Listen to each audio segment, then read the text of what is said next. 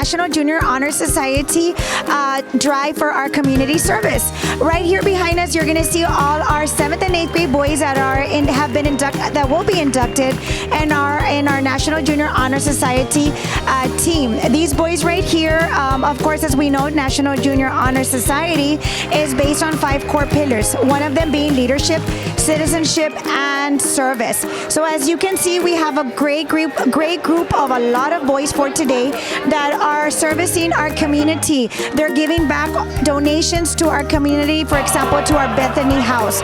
We feel that it's extremely important that our students are in touch with what the community needs. Being one of the pillars that the students in National Honor Society need is citizenship and service. And we're building a community where our students here at Maverick Nation need to give to the community back. We are trying to give back to the community. That's what we are all about. We are well over 100 students, and we love to support others, community service, donations.